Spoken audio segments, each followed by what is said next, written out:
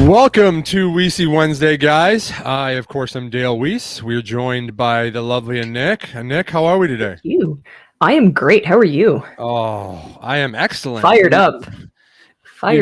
It is just Weisy Wednesday gets better every Wednesday. We have some incredible guests, and I'm really excited about today's guest. Very, very excited. We've talked about it for a week. We talked about it last week, and he's known in these parts as Uncle Nate. Had a huge impact on a ton of the young stars that are there right now, and this is going to be a great interview. So let's jump right into it. How's it going? What's up, guys?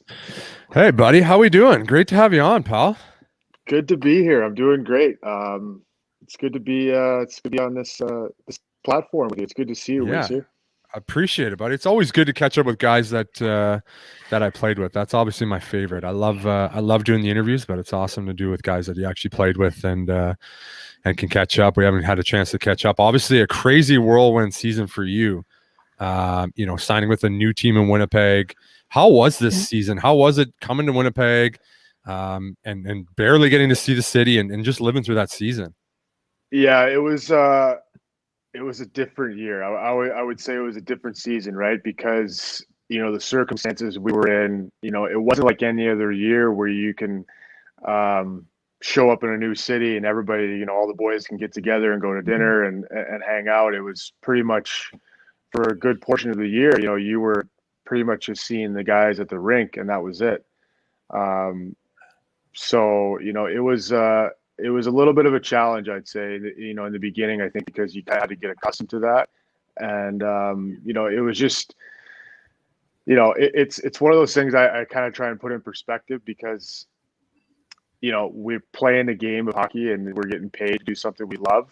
But at the same time, there is a human side to it. And, the part we had to go through with, the testing every day and, the protocols, and obviously, everything being shut down in Canada, it had its challenges, but at the same time, we had a great group of guys in Winnipeg, great coaching staff, everyone from top to bottom was awesome. So I really did enjoy my time there, even though it was different than any other year. Yeah, that's what I think of. I was pretty much last summer. I was in Montreal for the month before we did the training camp. Then we were in the bubble for 5 weeks. Yeah. And to me, that was kind of like, holy smokes! Like, this is only 2 months, and this was like, I know mentally for me, like, I'm a guy that I need to be around people. I need to talk. I need to like interact with people. Like, otherwise, I start going a little bit crazy, and I struggle with it for 2 months. I couldn't imagine what that was like. Like, give people a little like insight of what it was like to go on the road, like a normal NHL road game. You fly, you go to dinner with the boys, you hang out a little bit, but give the people, kind of what it was like. Yeah, I mean, that was another part of it is going on the road. Going on the road is, as it's like one of the highlights of playing in the NHL. Absolutely. You go on the road. You're obviously staying in some pretty nice hotels. You're going into some nice dinners with the fellas, and that was not the case this year. It was pretty much, we get to the hotel, pretty much the only common areas we could really see each other was either the meal room or we had like a player's lounge, but we weren't allowed to go in each other's rooms just because of COVID protocols. So, and then everywhere we went, it was closed. So, I mean, if you're going anywhere, you're going for walks outside, and that's pretty much it.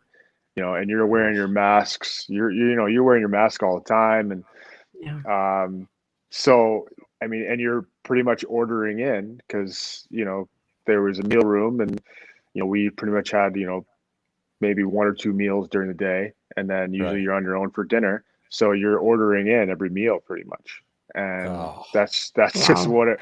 That's just what it was. Oh yeah, I'm not gonna lie. It wore on you after a little while because it's like, fuck, I gotta get out of this hotel. You know what I mean? Like, I think there was legit some days where I think I went for like 3 or 4 walks after, like on days off. I was like, fuck, I guess I'll go for another walk. You know what I mean? Like, well, that's all you have to do, right? Yeah, that's all we could do. It was like I said, it was a different fucking year. Yeah, no, So- I that's crazy. Sorry, Nick. I want to get No, it's this okay. one in.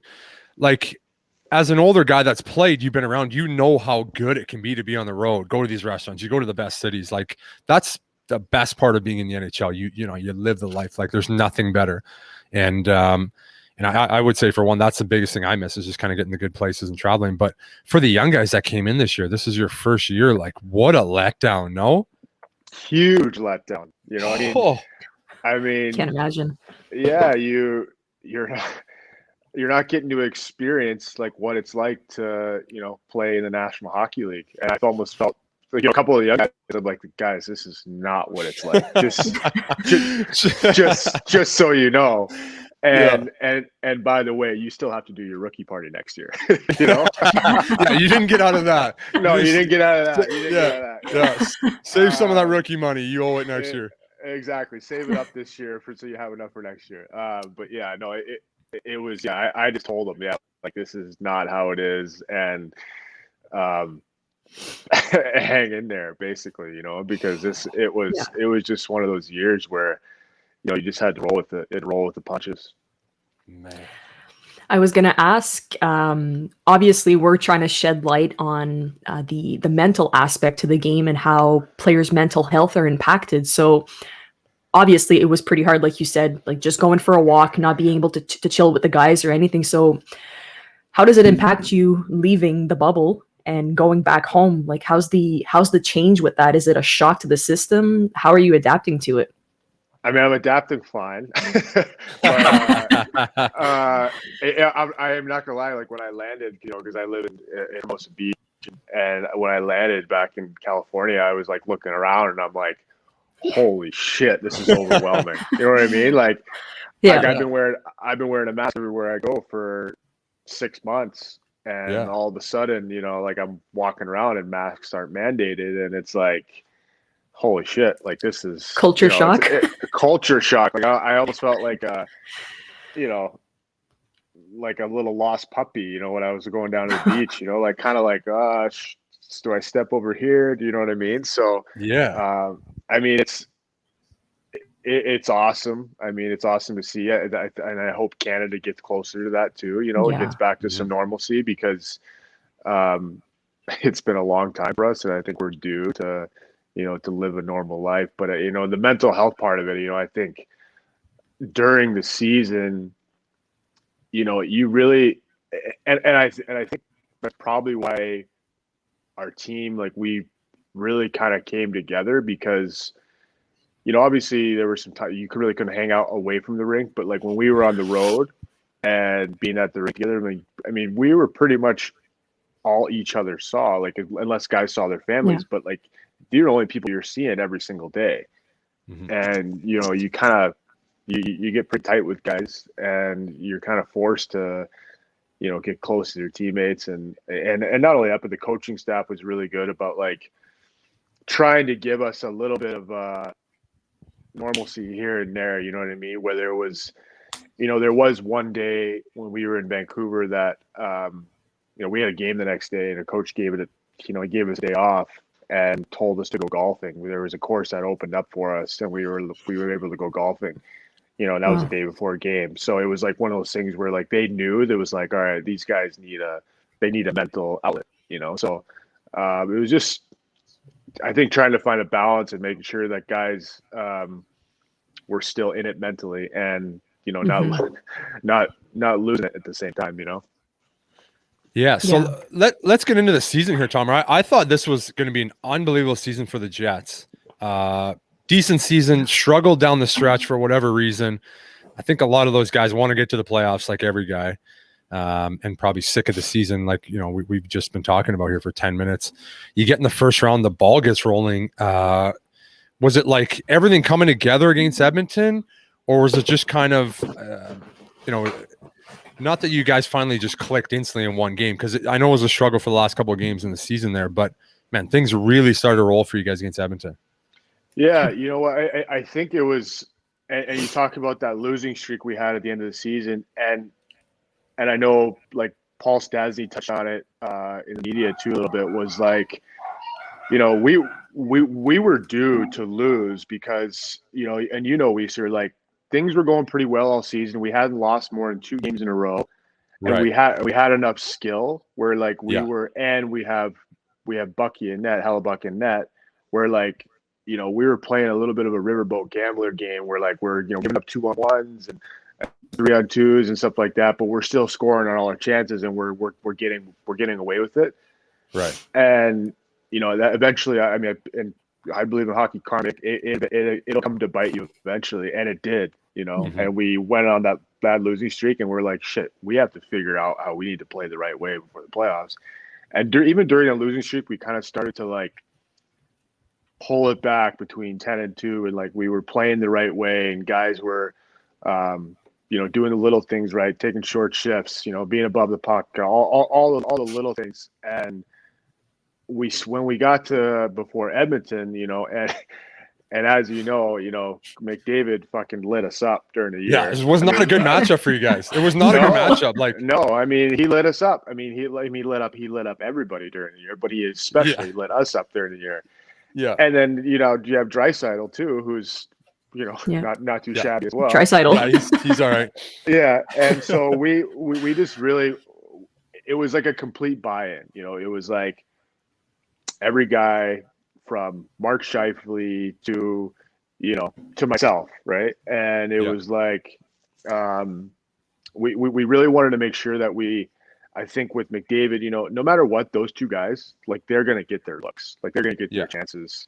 It was about minimizing them to maybe a one and done chance where they get one good chance and then they're not hemming us in. And with McDavid, it was keeping him limiting his chances off the rush, because everything he gets is off the rush usually. Yeah. And it was all about getting in front of him. Not, you're not going to run McDavid or Draisaitl through the boards, but it was making them stop and having to get going again, or making it hard for him. Making like every ice they had to earn it. And I think every guy really bought in, and defensively, I thought we played tremendous. And at the same time, we had Hellebuck back there that played unbelievable. And I think it was just like how it is. We see in the playoffs, you get complete buy-in from the whole team, and everyone's on the same page, and you're hard to play against. I mean, you're seeing it right now with the Habs. Yeah, that was gonna lead me into the next one, where to me, when I watch the series against you guys in Edmonton, and I'm prepping the series between Montreal and you guys, I'm like, Montreal's in trouble here. The way Winnipeg played, the way you guys played, it didn't look good at all for us. I'm like, this is not a good matchup. And just the way you guys were playing, like you said, you could see it was a complete buy-in. And then obviously on the other side, Montreal had that in the 3 games coming back against Toronto. But from your opinion, man, like what happened there? Well, and I got to give complete credit to Montreal, because they, the way they're playing, the way they played against us was, I mean, they're playing the best hockey, obviously, of the season. And, I think the 8 or 9 days we had off in between series definitely didn't help us. And obviously, you know how it goes. You go from one series to another, and you're still in that mode and that rhythm. And we definitely lost a little bit of our rhythm. But I think, the way Montreal plays, they play so structured, and obviously you have Carey Price back there too. But it's a big help. They almost, they wear you down to the point that I think they want you to try and open it up. They want you to get frustrated and be like, okay, with Montreal, like I knew, like the way we were going to have to play was we were going to have to play the exact same way we did against Edmonton, and just be patient and wait for our chances. If it was a 0-0 game till overtime, fine. I mean, that's the way Montreal plays.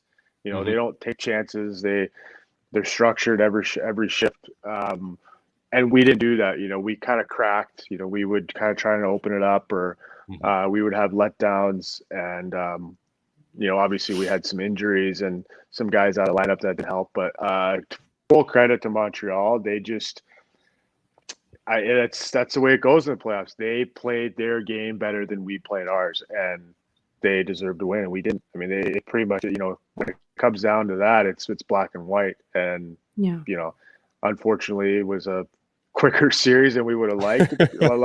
We would have liked it to be, but Yeah. that's how it goes sometimes. So yeah, I mean, full credit to them. I mean, they're playing some really good hockey right now. How did I don't know if you want to touch on it or not, but the Scheifele suspension impact the team? Like, how did you guys take it? Was it a too long suspension in your case, or how did the team react? Did it impact the way you guys played? Oh no, Montreal fans are gonna hate me now. It had to be asked. They still love you, so it's fine. No matter what. I gotta tread lightly here. So yeah, I mean, as you guys know, Mark Scheifele is, you know, an elite player, probably, you know, top 10 player in the league, and you know, not a dirty player at all. And you know, it definitely, looking back on it, it definitely impacted our team, because I think it was, you know, he's our best player on the team. You know, he does everything, and you know, he's a huge part of our team, and I think it definitely just impacted us. It was almost a little bit, I think, of a distraction for us after it happened. You know, I know the guys actually, we were still talking about it before game 2, and it was just kind of like we never really got caught our bearings. You know, I think the way the game's going right now, I think, you know, it's not like Don Cherry Rock'em Sock'em hits anymore. You know what I mean?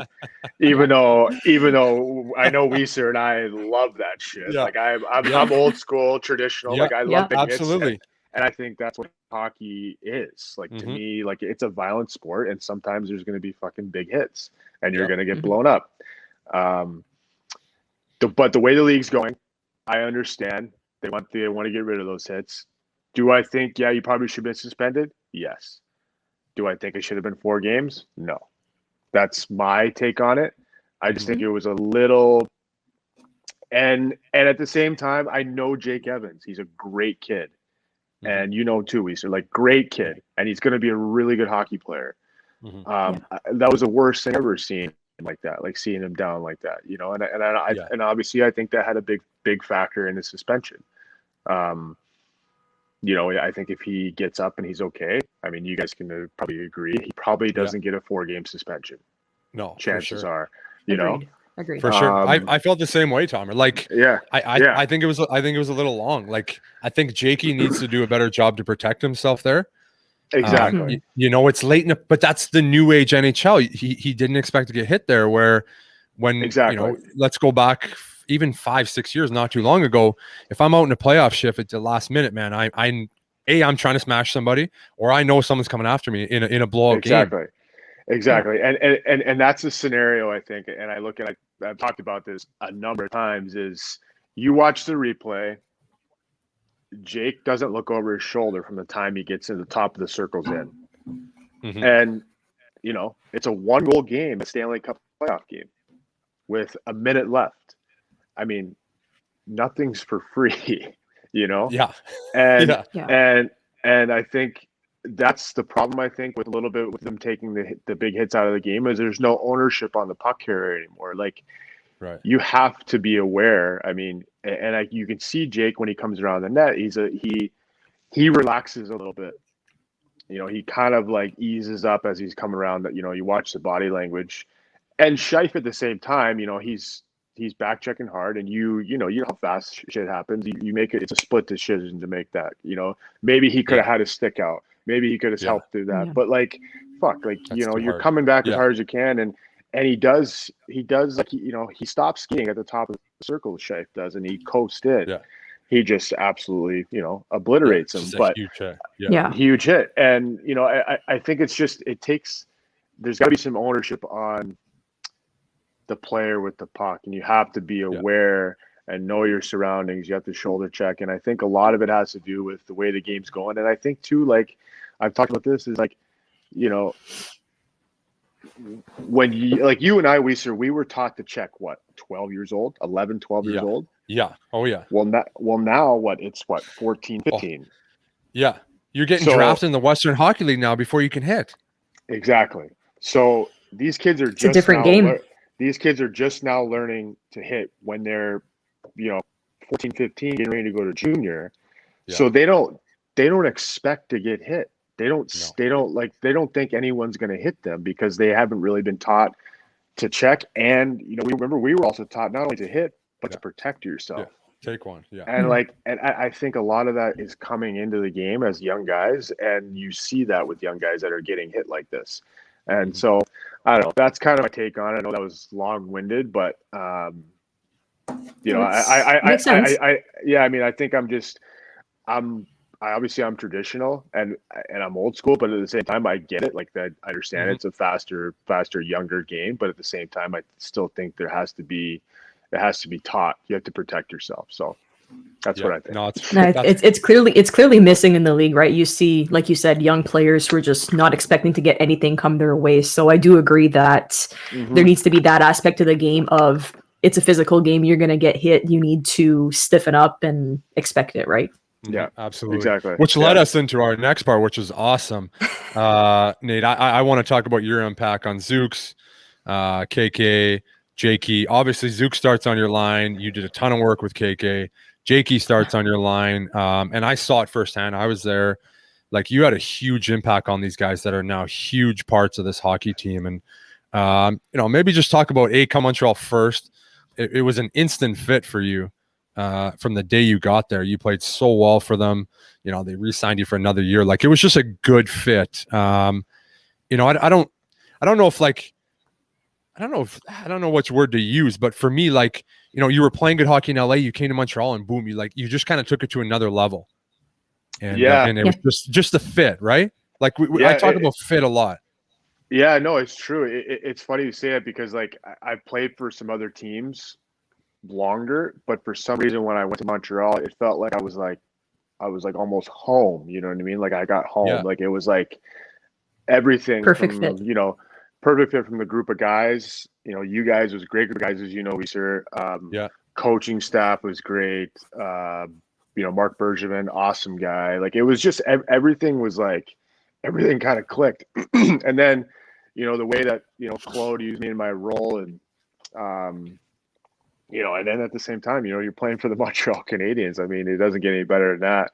And I think I kind of really like when I got there, like I kind of like relished it was almost like I kind of like rejuvenized myself because I'm playing for the Montreal Canadiens and I'm getting a good opportunity to extend my career. And I think playing in Montreal has definitely helped me do that. And then, to touch on those younger guys, Suzuki, Nick, like, right away when he got there, you could see it. I'm sure you too, Weiser, is like this kid, he had it. Like he's got it, I helped him a little bit, but like, I didn't really have to tell him that much. Like, he was just one of those kids. He's just one of those kids that loves the game, loves going to the rink every day, works on his craft, just has fun, always has a smile on his face. You could see like he loves the pressure of like having a heart. Like he loves pressure. You can see it. He like smiles during like these just thrives on it. Super intense playoff games and like just having a good time. And I think playing with him, like I'm not gonna lie, I think that when I first started playing with him, it helped me. Like I was like, wow, this is so much fun. Like we had playing with him was a blast. And I mean, he wasn't on my line long after he kept moving up the lineup. So I always joke around with him. I still keep in touch with Zook, and I always say, I'm like, I'm just a promoter, right? Like I just get you promoted. So, but I mean, he's a great kid, and he's gonna have a long career, and he's gonna be a superstar. Honestly, I mean, he kind of already is. So, and then you add KK, and KK is a character. He's different personality for sure. I've said it before. Before you go on, completely different personality. All three of them really completely different. For sure.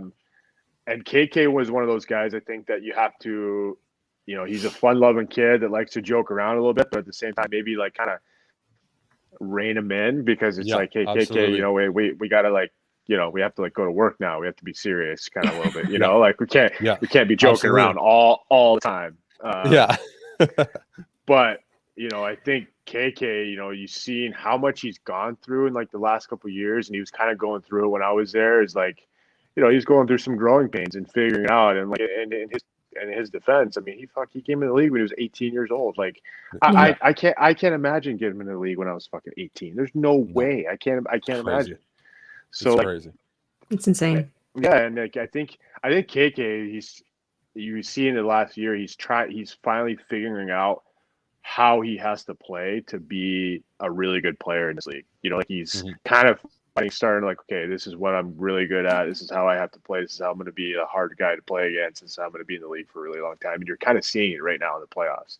Like he's physical. He's a big body. Like he's, takes puck to the net. He'll make his plays, and he's getting better on faceoffs. Like those things that I work with. Much better. He's come a long way, right? He's come a long way in the faceoffs. A long way. And it's fun to see, man. It's fun to see these kids like that where they were, and then like a year or 2 years later, like they're like, they're impact guys for this team. Like they don't win without those guys. Yeah. And then Jakey Evans, like he was not up with us long when we were there, when I was there, but he, you could see it, like kind of like Zook, where like low maintenance, right? Like, you know what to expect. He knows what he has to do. He knows how he has to play. Yeah. I think you saw like the steps he made during this season, and even in the playoffs, like how much of an impact he has in the team. And like, I said it last year after, when I was in Philly, and we beat you guys in the first round in 6 games, which probably should have gone 7, to be honest. And I said, I was like, this team is not far away. I don't know if they were going to be this close, but and I didn't fucking know they were going to fucking sweep us in the second round. But, wouldn't have predicted that one. I wouldn't have predicted that one. But neither would we. No. Neither would we. Let's be honest. So I mean, you're just seeing all these young guys that are like, they're making such a huge impact, and they're elevating their game, but they're having a good time. And I think at the same time, Burge has done such a good job of surrounding them with like the right guys, like the right pros, the right veterans. Like, I play with Corey Perry in Anaheim, and like that guy is a gamer. Like he's he's incredible. Yeah, like everyone, everybody like kind of like hums and haws during the regular season about this guy. And I'm like, just fucking wait, just wait till the playoffs. Just wait. Yeah. And a guy shows up. We've seen it firsthand. Yeah. He loves the game. And you had like Edmondson, and obviously you have Webby, who's an unbelievable captain. And you have all these guys surrounding these young kids. And it's just like, you see those guys, see these guys every single day. And it's like, all right. And you had Mark Stahl and like all these guys, like he did a really good job of adding like different pieces, I think, that have like helped these young guys like understand like, okay, this is what it takes to win. Look at these guys, I'm just gonna go out there and play and have fun. And fuck, I mean, look at them, like they're one game away from going to the Stanley Cup Finals, and I don't think anyone would have predicted that. But I mean, that's just goes to show you, like, when you have a complete buy-in from the whole team, everyone comes together at the same time. You have a good group. This league, man, anybody can win. It doesn't matter who you are. Anybody can win. So, I mean, that's the beauty of it. But, man, it was, I mean, I don't know. Overall, I mean, I think playing for Montreal for me was definitely, it has been a highlight of my career, 100%. Yeah, I've always been a huge believer in culture. I've always said it. It was just something you can just feel it when you get in a dressing room. You can tell if a team has a winning culture, and just I've always just been a huge believer. You could see there was bits and pieces of that in Montreal, and they've added some better guys. I'm not there in the room, but I can tell you, obviously you played with Perry. Yeah, you don't play that long. You don't be as successful as he is. Not being the type of person that you say he is, which is awesome. Yeah. You guys kind of feed also by the being so loved by the fans, right? You guys were 2 players that were there for a short time and just came in randomly and automatically became fan favorites, and still to this day are. Yeah, Go ahead, Weezer. Yeah. No, I was just going to say, Nate, we get a ton of people that have been dying to get you on the show and just have you interviewed and talk about Montreal and people just love you. They Montreal's just one of those cities. They just appreciate guys that are out there and they're 110 all the time. And it just, it's one of those cities that's more appreciative of guys that just those role guys than many others, man. And Winnipeg would be another one that I would say too, but Montreal just takes it to another level. Yeah, and I think you're right. It was kind of the first time in my career I played for an organization that really, the fans know. I mean, they really appreciate certain guys in their roles, and I think that was kind of like my first experience, really, playing for a team where fans were like, they really, they become accustomed to really liking you and really being a big fan of yours, and I think that's the beauty of playing in such a passionate hockey city like Montreal is fans know exactly what's going on, what every player brings to the team.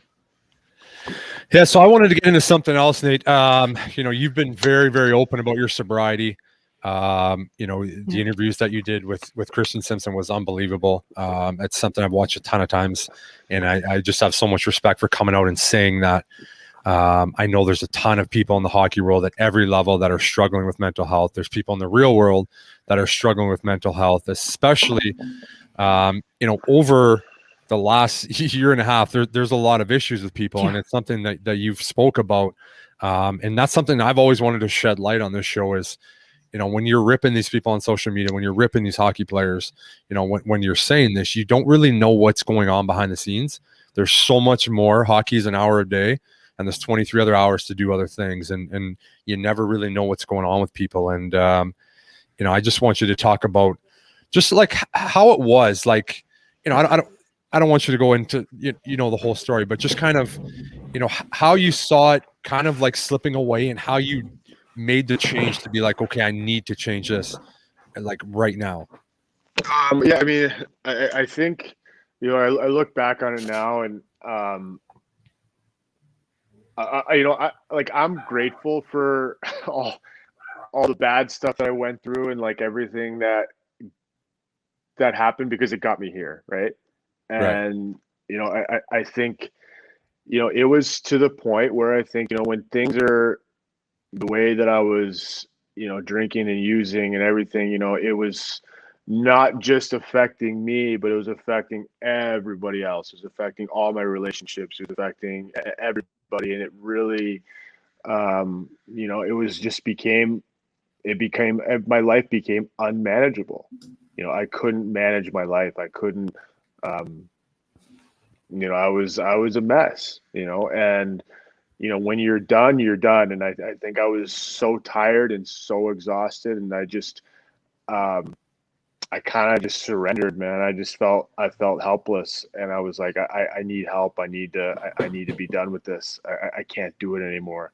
Because it was the only way I knew how to mask pain is, by, drinking and using it, and that's what I tell everybody that's going through mental health or anything. It's like, asking for help is the bravest, most courageous thing you can do because, the longer you wait, the worse it gets. And, for me, it was a journey, and it was something that, everyone finds out at different times, and everyone, I guess I was a slow learner, and it takes what it takes. And, but now looking back on it now, man, like I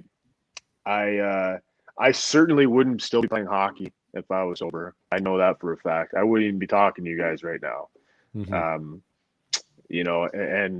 everything that's happened for me and the trajectory of everything that went on after I'd been sober, it's, I'm a better version of myself. I'm able to, just live life happier, and free. I think that's a big thing, Right. when you're going through stuff like that, you feel like you're a prisoner to it. And, now I feel like I'm free. And, I think that's a big thing and when I came out about it and was like open to it, to talking about my sobriety and everything that I've gone through, I was a little bit apprehensive at first because I'm like, Yeah. you know, fuck, do I want to talk about this? You know, whatever. Right, And for sure. There's such you a know, stigma about it. Yeah. yeah, you know, and that's what I'm like, and I'm like, shit, I don't know if I want to talk about this. This is, you know, kind of a lot, Yeah. and but then after talking to some people about it and realizing, you know what, this is bigger than me. Like, hmm by talking about this, if I can help one person, it's a win.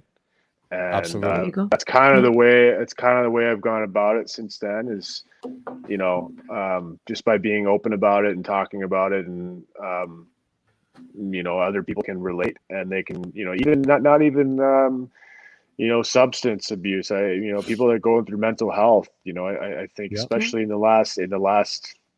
especially in the last year, like, Yeah. you know, the shit that people have had to go through. I know for myself, you know, I've had tools and different things that I try to do to make sure that, you know, I'm in a good headspace. But fuck, I'm not gonna lie, like, I'm not on a fucking pink cloud every day. Like, I'm like, Yeah. there's Oh. like you know, Yes. like, That's good for like, people to hear. It's not every day. Yeah. no, It's not like, peaches and roses every day. yeah, like, fuck, I'm sober and everything's good, but like, man, like some days I'm like, I'm not a good person to be around, or, you know, I'm fucking down in the dumps, you know, like, Yeah. that's just the way it goes. But if you can be like open about it and have some kind of tools or people to talk to or someone to go to, Right. you know, you'll get through it. You know, you'll be okay.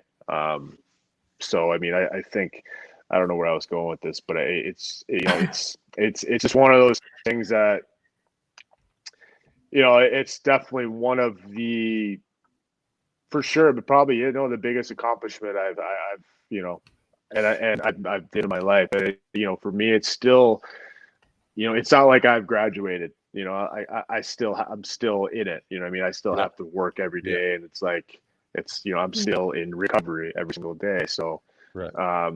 you know, it's still a constant thing. Like, you know, like, as if I was working on my game with hockey, I still have to work on my recovery and work on my mental health every day. It's just the way it goes. So, but I think the biggest thing is, you know, being able to talk about it, being open about it, and knowing that people, you know, fuck, it's okay. You know, like everyone Yeah. says, it's okay not to be okay.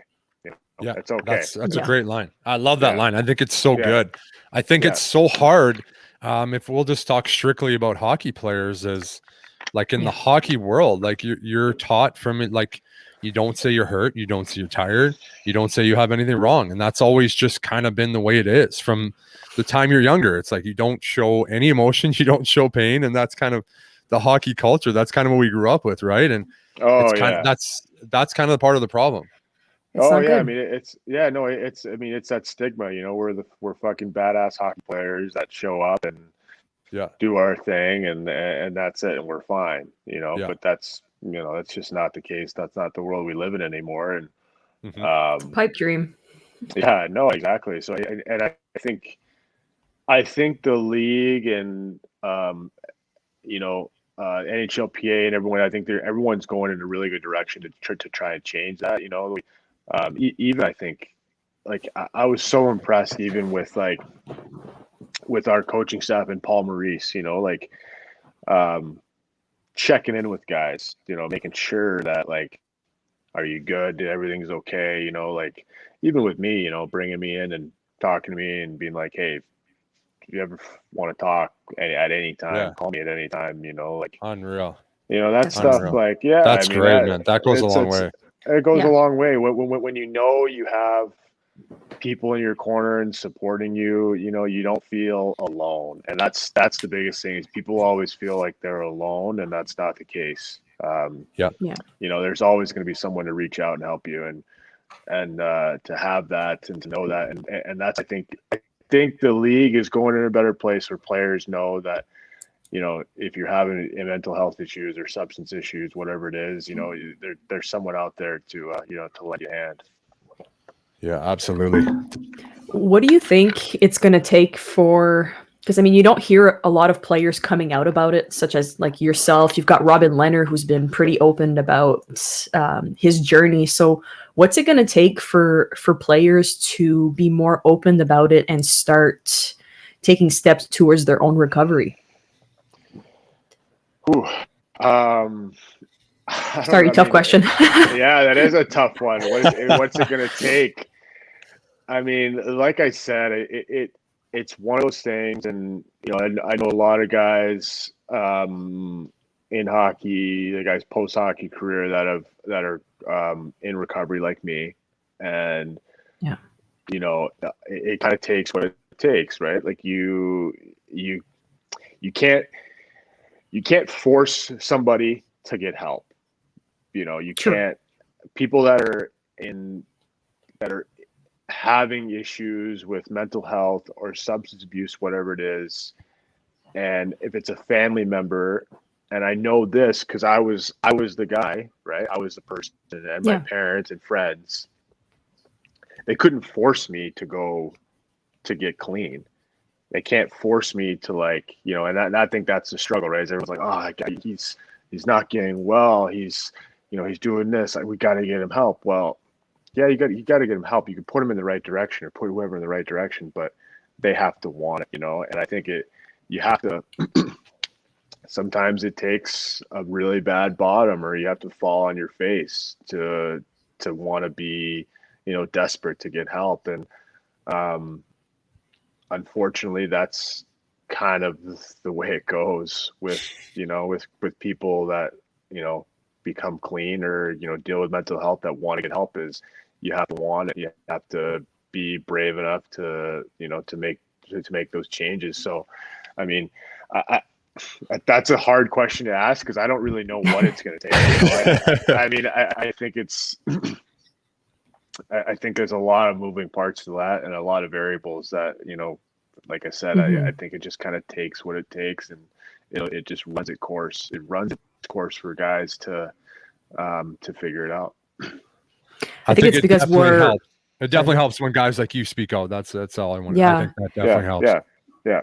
That, and if you're seeing, I mean, we don't, as fans, we don't hear it as much. Like right now you're speaking about it, but we don't hear as much of the league saying we've got these programs available for the players. Like I know it's more of a discreet type of thing, obviously, if somebody comes up and says they need help at first, but we don't hear the measures that that the league is taking to say we are there to support the guys with these following steps. It's such a hush, I guess, thing that I guess as fans, we would enjoy or like to hear that you guys aren't alone in the process and that they're there for you. And we don't hear that from the league. Yeah. I mean, I think there's, I think there's a little bit of, you don't want to give up, guys don't want to give up their anonymity. Like you know what I mean? Yeah. Like, I think there's a fine line of guys that, are being open about it and guys that aren't. And I have nothing against guys that are sober, that are clean, of and course. going through recovery that don't want to be open about it. That's okay. Of course. That's their thing, and they hold it close to their chest, and that's fine. And they have to, everyone has to run their own recovery and however they want to, handle it. So I think, I mean, I think there's a fine line between that. I think with, and I think that's why the league holds it close, is I think they don't want to make things public unless they don't have to, or unless the player wants it to become public. You've seen Which makes sense. And you've seen different instances where some guys have been public about it and some guys haven't. You've seen, like Bobby Ryan. He was open about it, and and I think that was great. Some guys want to be open about it, some guys don't, and that's totally fine. But I think knowing that, I think other players, like you said, what's it going to take? I think, when players are open about it, like you said, I think it's going to help those guys. It's going to help people that are struggling. Yeah, that's so good, man. I appreciate you talking about that. Yeah. I know, not just hockey players and people are really going to appreciate hearing that. So that's awesome, man. I guess I've kept you long enough. I could probably keep you all day and chit chat with you, buddy. But it's all good. I got nothing going on. I just want to finish. It's kind of I asked Shazi and a couple other guys to do it. If you had one message to say to Montreal fans, that they loved and supported you, what would you say to them? I would just say, merci beaucoup. Brownie points. Beautiful start. Yeah. No, I think I would just tell him how appreciative I was of being able to put on the Habs sweater and feel like I was, it's one of those feelings when you put on the Habs sweater. I know you feel the same way, Weiser, now that you are like, you're alumni for life. You played for the Montreal Canadiens, and I think the fans kind of make you feel like that when you're there. They make you feel like, you're almost like, it's like you're a novelty playing for the team. And I think that's one of those things where, I get messages from fans or comments or whatever, and it still feels good, right? Because they love their team and their players so much, and you don't really get that too many different hockey markets, let alone any sport, any market. And I think I would just say thank you, and it was one of the best experiences, moments in my career to play for the Montreal Canadiens. Given the opportunity to finish your career in Montreal, would you come back? I would not be closed off to that. Yeah, I would. Hey, anyone who wants to sign me, I'll come. I'm easy. I'm easy. Glue guy. I'll be a glue guy. Yeah. Culture, man. You're a culture guy. There That's you what go. makes you win championships. Yeah. Hey, man, I really appreciate you coming on, man. I loved you as a team, and I appreciate you doing this. Sorry, I was just going to say, do you want to talk about 44? Oh, yes. Before we leave you? Yeah. So, it's a concierge company that another guy by the name of Jamie Carroll. We've known each other for a while. I was with another concierge company. He was working for them, and he came to me about 4 years ago and asked me if we wanted to start something. And I think the goal was really to help players and their families. Basically, it wasn't just the glitz and glam. Everyone thinks concierge. They think like, all right, we're gonna get like private jets and this and that. You know what I mean? It was a business to start to help guys, especially if you're young guys coming in the league that, you're in the middle of a grind of a season and say you need, you're trying to move all your stuff from one city to another, try and get a new car, trying to ship your car, these little things and errands that our company will do for players just makes their life easier, especially for a guy that's trying to maximize his time training or whatever it is at the rink every day. And then you have the other end of the spectrum with guys with families. With I know Jamie, he does a lot of the legwork. He talks more to the wives and the girlfriends sometimes than the actual player. Because she's it sounds right. Like she's he's talking to them, and they're trying to plan trips, or it could be a nanny. They need a nanny, or they need someone to watch the kids, or just little things like that. And I think for us it was not just helping guys with like restaurants or whatever it is, but like actually helping the player and the family, and like being it's kind of family oriented, right, where we want to really help that player make their life easier. And 44, it's still growing, and we have a good amount of guys in the league now, so it's just one of those things that we started, and hopefully it keeps going well. Absolutely, man. I love That's it. awesome. Good plug there, Nick. Good plug. I love it. Yeah. Thanks, Nick. That's what I'm here for. Appreciate it. Yeah. No problem. Yeah. Hey, man. Again, thank you for doing this, man. I appreciate it. I love what you said about everything. I think people are really going to enjoy this, and I love the honesty, man. I think that's what's going to take for people to start realizing that asking for help is the bravest thing to do. So I think that's awesome, man. I really appreciate you doing this. Thanks, Weiser. Appreciate it, Nick. Thank you, and Weiser. Pleasure. I love you, man. You're one of my favorite teammates ever, man. So I appreciate that, bro. Likewise. Yeah. All right. We'll see you guys. Thanks again. All right. Take care, buddy. All right. Cheers. See ya. Wow, that was awesome. Good. That was so good. You could just see why people just love the guy and why he's such a good teammate. Like, people just love him. Like, he's just such a likable guy. And just genuine about everything. Yeah, And you can tell just personality wise that he's a guy that's going to care about everybody. You've seen it, like he said, with Zooks and everything. So he's huge. The fans are going to appreciate that. Yeah, it's going to be so good. He's one of those guys to me, like, when you look at these signings on July 1st and, they're not the big money signings, but it's guys like that. It's the Corey Perry signings, bringing in guys like Eric Stahl. Like, these are these veteran guys that we're seeing the returns are just insane on, because these are the guys you need to win with. And it's like, I've said it for so many years, like, I understand having young guys on the lower part of your lineup, but I mean, Montreal's the testament to it right now, where you need veteran guys that have been there, that just they show up in the playoffs. Okay, maybe Eric Stahl, perfect example. People didn't think he played very well. Perfect example. They didn't want him in the lineup. Now you can absolutely not take him out of the lineup. It would be an absolute joke. And Nate's one of those guys. Everybody had strong opinions when Dom Ducharme came out and said, "Oh, I'm going to go with experience over the kids." Well, I'm pretty sure everybody's biting themselves in the ass for saying that, because, right, like you said, it's a testament right now of what would you do without your fourth line, which is a fourth line. You can't even consider it a fourth line. No, not even close. The way they're playing is just absolutely amazing to watch, and I mean, I wouldn't change it for the world. And I apologize for my dog barking. No, I like it. We're a dog show here, and you know this. We're dog people. He's excited about last night.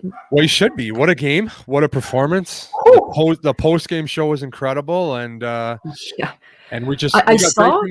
Go on, sorry. I saw somebody on, like, a few journalists on Twitter saying the only reason why we won last night was because of Carey Price, and I feel like it needs to be addressed that, did Carey play amazing? Absolutely. I'm never going to take that away from him. But last night was a team win, and we absolutely dominated every aspect of that game and deserved it as a team. Yeah. When you're one win away from the Stanley Cup, okay, you have the best goaltender in the world. We've said that a million times. And he's great every single night. He does not take a night off. He's consistent. He's incredible. Nobody's denying that. But at some point, you got to start giving credit to this team. The way they're playing, and Nate has even said it, I can't wait for people to hear it. They just play it to a T. The whole team is bought in. They're structured, and it doesn't change. And it frustrates people. You could see it in every series. They just frustrate people. They frustrated Austin Matthews in the first round. They absolutely walked over Winnipeg. And now they're frustrating Vegas. Look at the facial expressions when guys are coming to the bench on Vegas. They're so frustrated.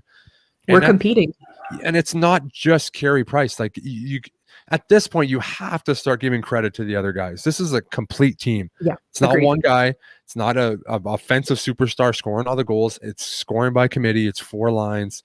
It's, they've used 7 AD. Like, it's everybody. This is a team effort. That's how you win the Stanley Cup. You don't win it with one guy. It's great that you have the best goal in the world. You're going to need. Oh, it's going to help for sure. You need it. But I love that you said that, because they need to get credit for the whole team.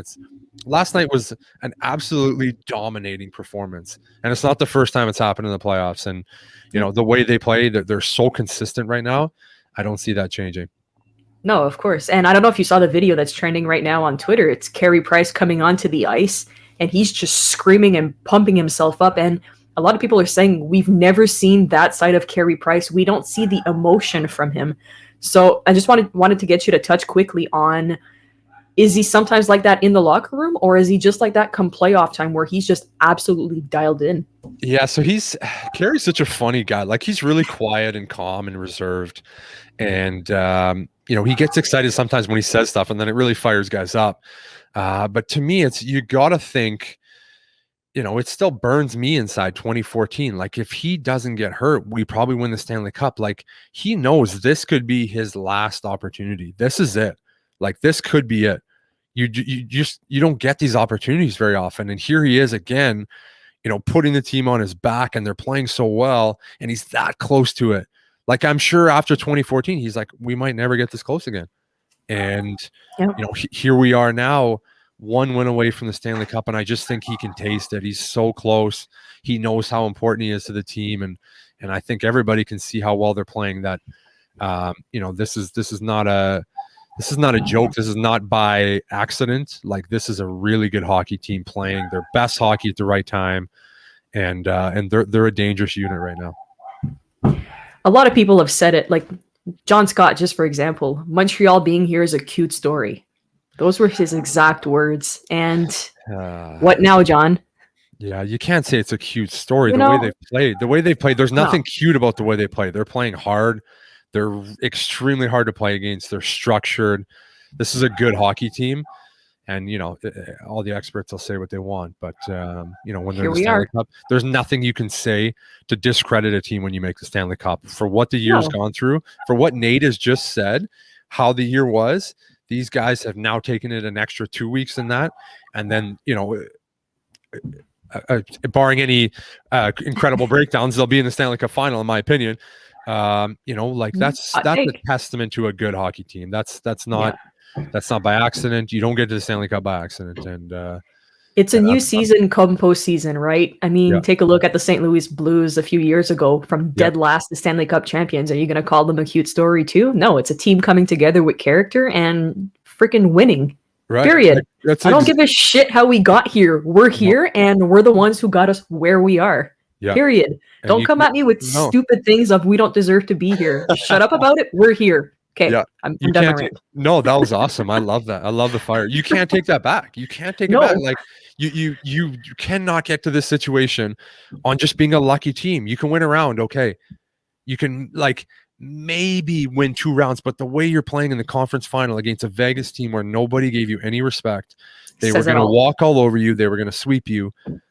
And they've been the better hockey team for the majority of the series. And Vegas looks like they don't have an answer. At this 100% point. Agree. At this point, they've done it against Minnesota. They came from behind. They came back to Colorado. I just in an honest hot take opinion here, I don't see it happening. They don't look the same. It's like Montreal is just choking them out. And they're DC said it well. It's a mental aspect right now, and we're in their heads. Yeah. You can't help but question it otherwise. Carey Price is in their heads, and we are too. We're forcing them to change their play to adapt to ours. And like Nate said, if it's going to be a 0-0 game till the third period, we're fine with that. All right, cool. I know. The adversity is going to come through. So I'm excited to see if we're going to get it done on Game 6, especially on La Saint-Jean-Baptiste in Quebec. Yeah. It's going to be an absolute shit show in Montreal if we move to the Stanley Cup Finals for the first time since '93. It would be absolutely incredible to say. Incredible. I get chills just saying it.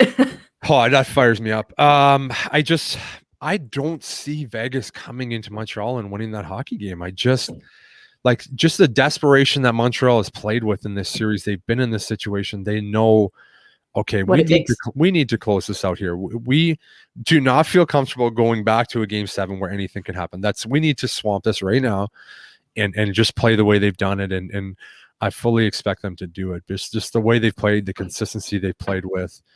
As an unbiased opinion, the whole series, you're waiting for Vegas to okay, now they're going to play their best game. Now they're going to play their best game. And they just don't. It's getting pushed back. They can't. They just can't do it. And that's just, again, a testament to how good Montreal's played. And here's to them closing out the series and us celebrating our way to the Stanley Cup final. Whew. That would be, gives you chills, doesn't it? It's crazy. Chills. It's amazing to say. Just crazy. And Nick, this was a great show. I loved it. This was awesome. Absolutely beautiful. This was so good. Since we're talking about Habsitivity, what a great time to plug in our new shirts. We have some Habsitivity t-shirts that are up on our store. Our store opened about 2 weeks ago. So habstonight.net if you want to get your official Habs Tonight merch. I know we're waiting on our own. Shouldn't be too long for us to rep it on the show. Absolutely. That's so absolutely amazing. The Habsitivity started here before the playoffs. And damn right. Now we have one win away from the Stanley Cup final, and we have the shirts ready for you. So go check all that stuff out, guys. The merch is excellent, and Nick does such a good job. And of course, thank you. On the bottom, we have Crushing Cans. Finally, the guys had to take a week and a half off there. They got on such a good run. Their livers were dying. Crushing Cans is coming back Friday, 7 p.m. Eastern. Brando and Derek will be fired up, hopefully celebrating. After a win, hopefully. After a big win. Either way, they're going to crush Cans, and it's going to be an amazing episode. I'm sure the boys are fired up, and sure. Gotta people give are the credit to Brando and Derek, who were live every day back to back and just Yeah, killing they it on killed- cans. So they killed the it. boys did a great job. They Well killed deserved it. break. Yeah, they needed a break, but they're ready to go now. They're fired up and they're ready. Absolutely. And, absolutely great post on. Don't forget to subscribe to our channel. That means a lot to us. Like and comment on all of our videos. We love the feedback, guys. We love the Habsitivity, but if you have some comments that's not so Habsitivity, then feel free to say whatever you want. Feel free to comment. We listen to them anyways. Yep. We take the good with the bad here. Whatever you guys want to say.